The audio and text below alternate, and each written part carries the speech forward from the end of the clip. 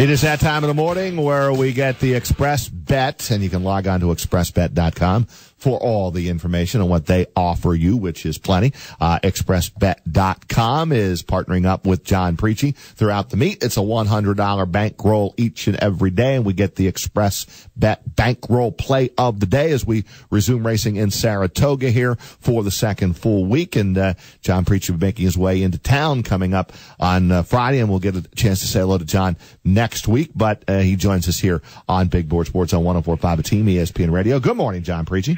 Good morning, Roger. How are you? Good, man. Happy Wednesday to you. And before we get to your bankroll play of the day, which we always look forward to, and it's up, by the way, on our website at 1045theteam.com, what did you make of the big story last night, which was the Whitney draw, a 7-horse field with gun runner Steve Asmussen, the morning line 4-5 favorite? Well, what can we say about Gunrunner? He's the second-rated horse in America, and he's the third-rated horse in the world, and he certainly deserves to be the 4-5 favorite. Man, was he good at Churchill Downs last time out, and that was coming off Dubai, where he ran second to Harrogate. I've been a fan of him since he's been a 3-year-old. I mean, people who read us on HorseRaceInsider probably knows that already. And he just seems to be getting better. He's really, you hear the expression, push-button horse. Man, I'm telling you, he breaks sharp all the time. Florent Giroux really gets along with him, or he gets along with Florent. Anyway, they're a great team because he breaks sharply, he relaxes very nicely, and when Florent pushes the button, you know, the horse is on go. But these are not walkovers. And it was interesting. I was reading Steve's comments last night after the draw about, sure, he's doing good and everything, but then you see, Harrogate get beat. You see Songbird being life and death, and then you get, two classic horses getting beat in the Jim Dandy. So, I don't know. Just because you have the favorite doesn't mean you have to win. But I wouldn't trade places if I were he. If I had to trade places, I guess I would rather be. I'd look to be Todd in that spot. He's got Keen Ice, and Keen Ice looks like he's very much back. This horse got maligned because he only won one race in about 17 or 18 months, but he never ducked anybody. He was grade 1 all the time. He faced Farrow all the time. Then he faced California Chrome all the time. That's a hard thing to do. Then he runs it. If that's not enough, then you got to go run into Harrogate. But last time out, coming off Dubai himself, it was in the Suburban. Todd made a switch to Jose Ortiz, and that really seemed to wake him up. I thought that would help him because, he's kind of a heavy-headed horse, and Jose just has, for a young man, he's got magic hands, and horses run for him. And quite obviously, he was closer to the pace, but it was going 1.25 miles.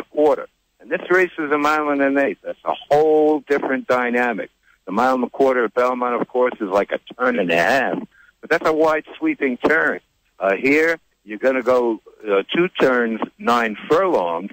But the way this track has been playing, it's been very, very strange. Speed's done very well, and that's because the track seems to be, it seems to be cupping out. All that new clay that they added has wreaked a little havoc with the form, no question about it. And at 9 furlongs, it's been particularly demanding. And that plays into Keen Ice's hands because he wants to make that late run. And the one thing we know about him, and he loves Saratoga. He was the only horse to beat American Sparrow as a 3-year-old in the Travers. So he loves Saratoga. But he's got to answer that 9 furlong question against the likes of Gunrunner. And if you try to create a perfect world with Gunrunner, I think 9 furlongs would be the distance you would want him to run at. We'll have more with John Pricci on the Whitney and his pick later on in the week. And one of the highlights last night of the draw at Sperry's. They do a great job hosting Sperry's Restaurant. We love their food up in Saratoga. Was at Mary Lou at 90+ years old. Let's see, what is Mary Lou? 91, officially 91 years old. Amazing woman. Amazing. Amazing woman. For 91, she looked phenomenal and smiling, looked like she was having a really good time, and I'm glad that they included her, and I'm glad she was able to make it. It really added to the night at Sperry's. So more on the Whitney later in the week. But John, everyone always loves to hear what you have that bankroll with the Express Bet bankroll play of the day, and you're going right to the feature today, which you always do, and it's the ninth race on a card of 10, and it's the Shine Again Stakes for 4-year-olds and up fillies and mares. Well, that's right, Raj. You know, we always choose the feature race because that's where most of the interest is. You know, most of the fans know the horses we're talking about, some of them better than I do sometimes. But we don't duck anybody either. Our running total, we've made the 5 selections thus far, and we had a winner and 2 seconds out of that. We are a net minus 1350. But the scores can really change. Maybe even today, even though we're looking at a favorite that I don't think can get beat. I mean, oh my goodness, is she Karina Mia, who's 2-1 on the morning line? If you can get half that price, you're doing good. She's making her first start for that Mechanicsville man of renown, Chad Brown, who is 29% new acquisition. And since he's getting this filly, you know, off the likes of a guy by the name of Bill Mott, you know, he picked out the best spot he possibly could. And boy, did he pick out a spot. I mean, this is a filly who's competitive in grade 1s and grade 2s, and here we're talking about a listed stake. We're also talking about sprinting 7 furlongs, which has always been a game where she's proven to be really, really salty.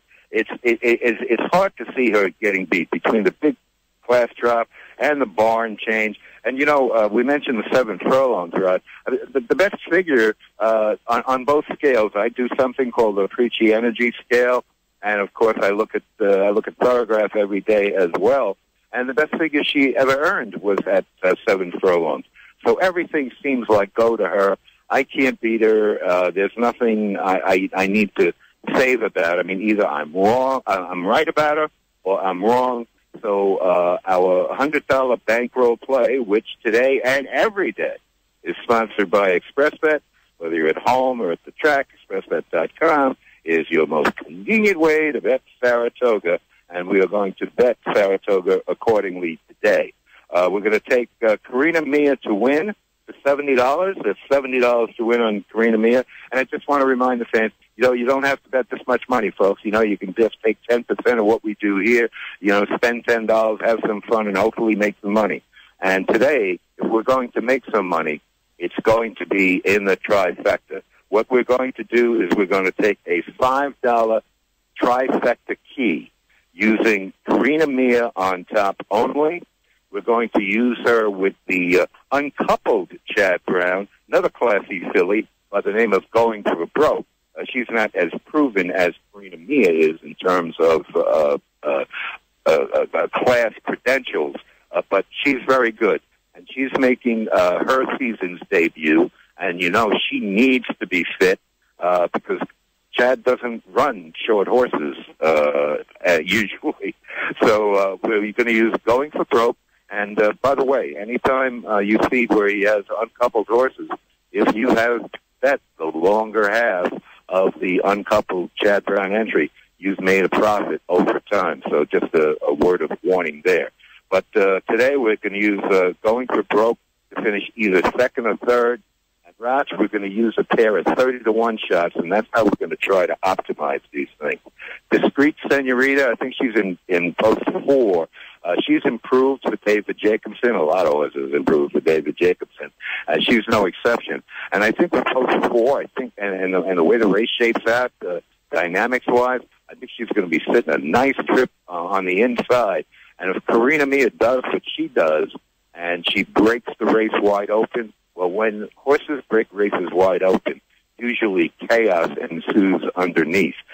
So we're hoping for a little chaos to help out Discreet Senorita. And another filly by the name of Mamma Mia Maria. She's back in David Canizzo's barn, and he seems to have the whole card with her. Her best races have come when he was doing the training, and as we said, he's doing the training this afternoon. So Mamma Mia Maria who's also 30-1 on the early line. We're going to use her to get into that trifecta mix. So one more time, $70 to win on Karina Mia, and a $5 trifecta key, Karina Mia over, going for broke, which we are, Discreet Senorita, and Mamma Mia Maria. Love it, John. We're on it. So are our listeners. And if you missed any of it, it's up on the website right now. Chris Honorato is all over that. 1045theteam.com. Again, if you missed John's bankroll play of the day, the Express Bet, expressbet.com, bankroll play of the day. Just log onto our website, 1045theteam.com, and it's there for you. John, enjoy the rest of your day and look forward to a chat this time tomorrow. We inch our way closer to the big weekend and the Whitney. Yeah, looking forward to it. I'm on a 48-hour countdown myself. God willing, I'll be seeing you on Friday, Raj. Sounds good. Thank you, John. John Pricci. All right, man.